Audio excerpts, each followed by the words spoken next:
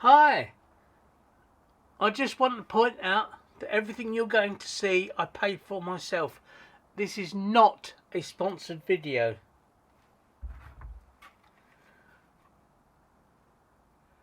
You've just moved into a house and you're met with this and you want to put in a smoke detector.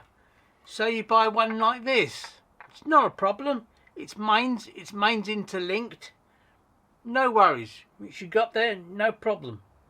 You sure about that? As you see, it has a plug that connects it to the detector. The idea is that you can undo the plug, change the detector, put another one back should you need to. Not a problem. But as I say, it's not going to fit like that, which means you've got to make the hole bigger, but technically you shouldn't do that. You actually need something to mount it on. Some manufacturers actually make a base that you slide over the cable, connect it to the connectors. This is for demonstration, so I'm not going to.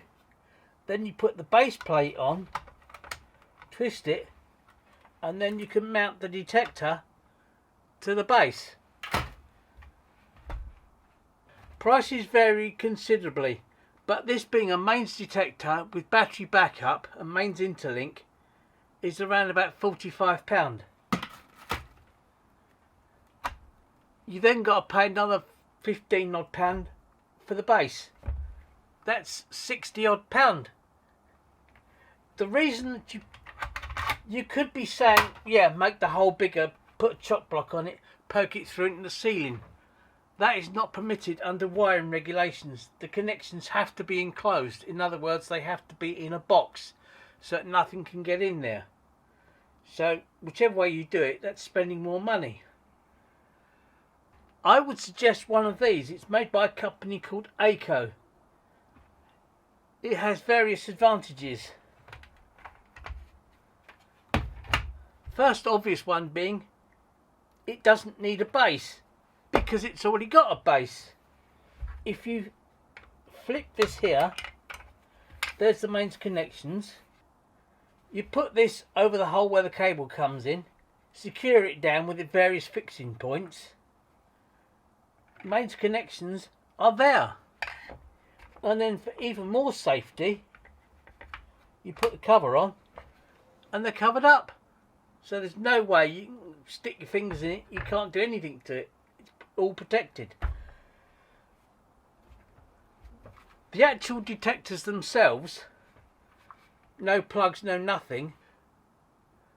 It does have the option of having a radio interlink, but we're not going to be using that because we're going to be using it via a wired interlink.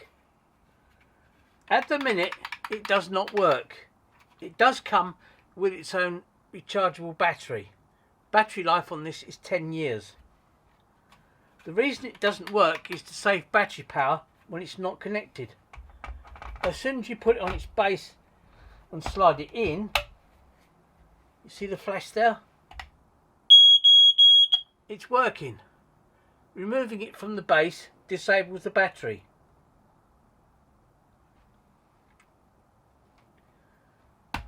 I'll leave a link in the description for one of these, but overall I actually do find they're better.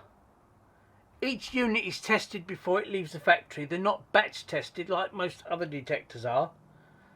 That means that, say, for every 100 they'll take 5 off the production line and test them. Whereas ACO detectors, every one is tested before it leaves the factory. If you like this sort of content, a thumbs up will be appreciated. A subscription to the channel, which is free, would be great as well. And as always, thanks for watching, and I'll see you in the next one.